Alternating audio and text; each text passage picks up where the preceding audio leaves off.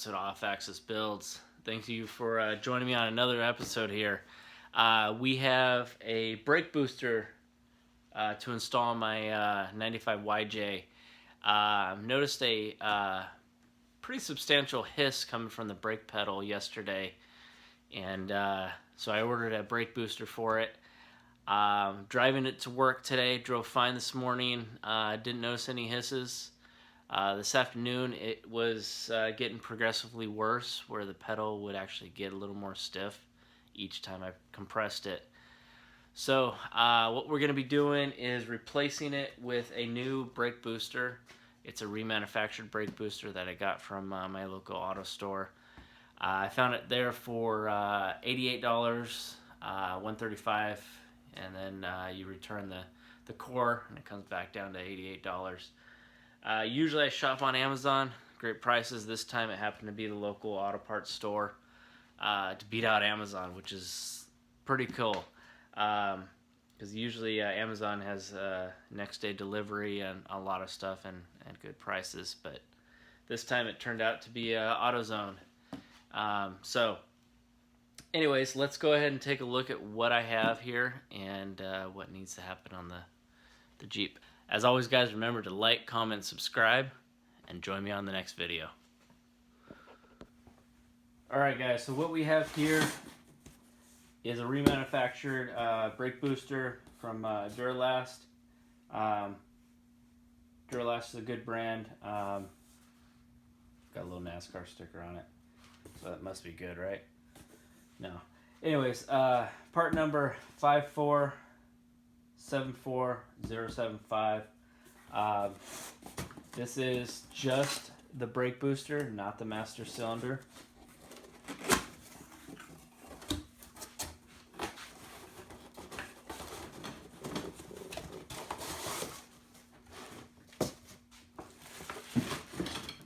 So that's all it is.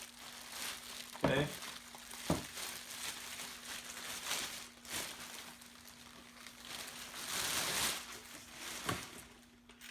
So it's a simple job. Basically, you got to remove your master cylinder.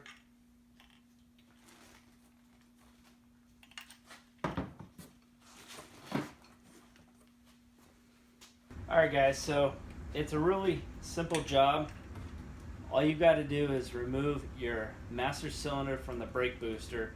Do not have to drain the brake fluid unless you're going to be replacing your master cylinder.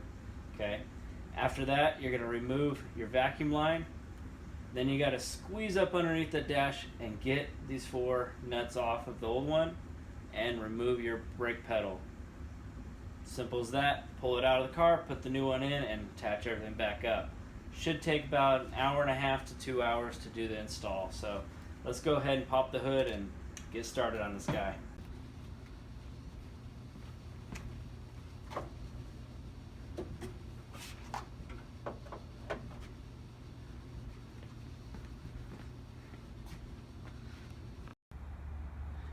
Alright guys, so we got to get these 2 bolts off, get my master cylinder pulled back. Okay, once those are off, you got an air vacuum line here. Then up underneath, I actually pulled the door off to make this job a little easier. Up underneath, you have 4 bolts, 1, 2 on the other side of the column, and then a clip that holds your brake pedal on.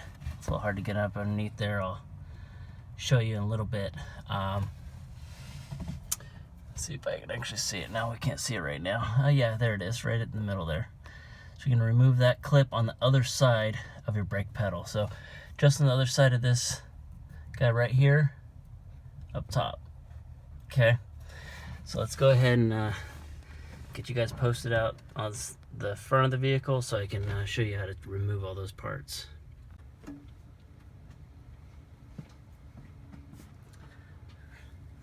Alright guys, so we're going to remove this vacuum line first.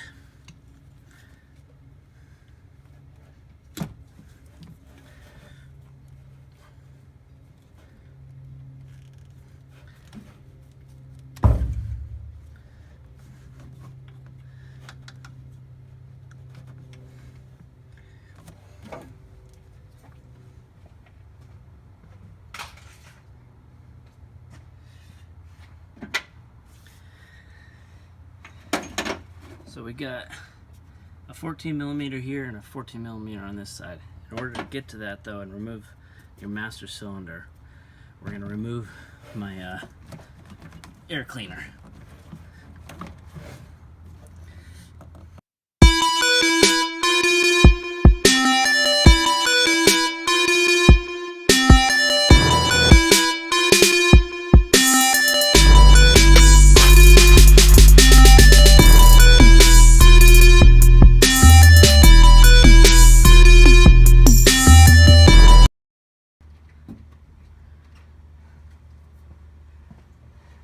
Hello.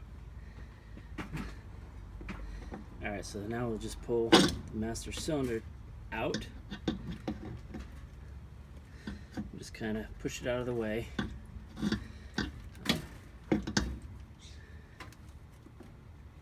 see here. Alright.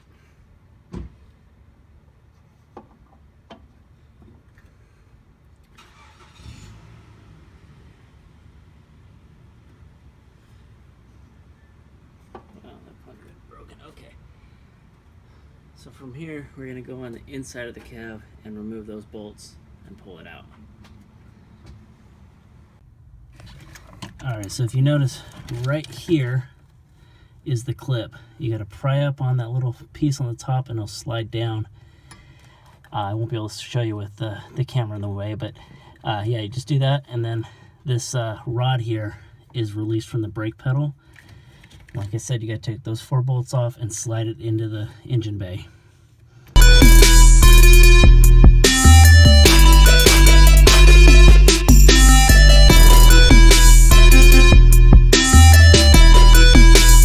Alright, so this is the clip that I was talking about. And what I was doing, I was prying up on this right here, okay, to get over a button on the brake pedal. Okay, once that's up and over, you can slide it down, and actually that same button will poke through this area here, and this piece will just drop right off. Okay, and once that's off, you got to reach up underneath there and pry that rod to the side to get it released, and I'll show you what I mean.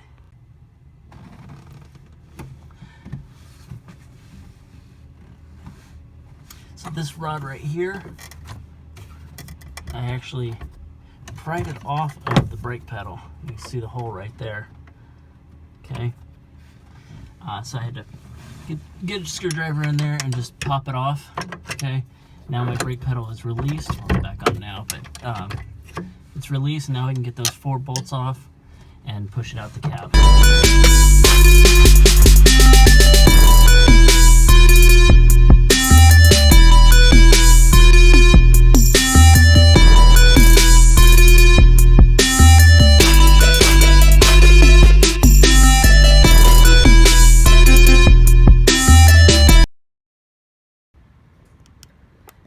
So once you have all 4 of those loose, or excuse me, taken off on the inside, this unit will come out from the engine bay.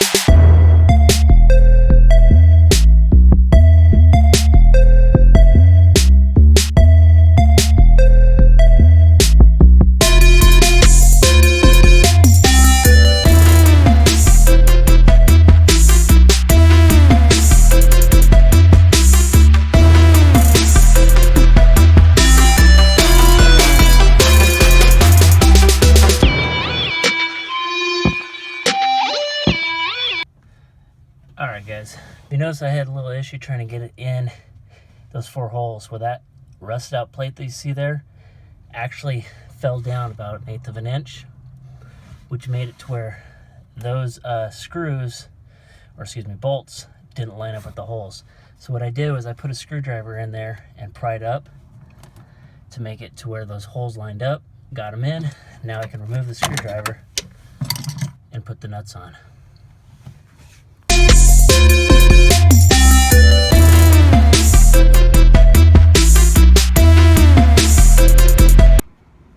Alright guys, so I got everything all bolted back up. My airbox back in. Now it's time to just start it back up and see what the brakes sound like.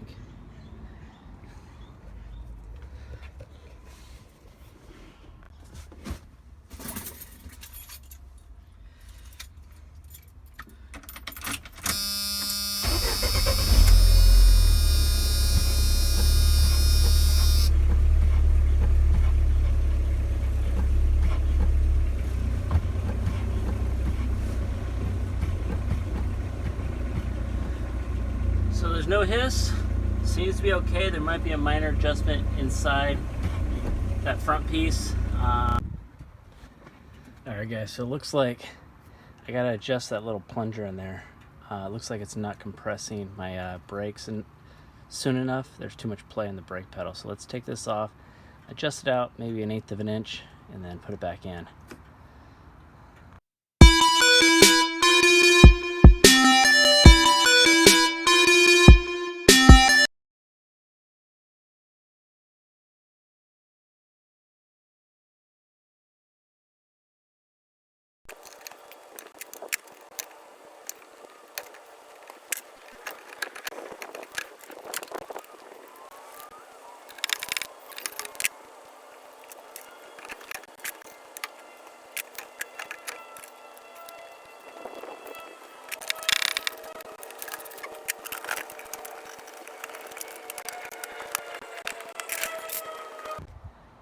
Alright guys, so I got it finished up.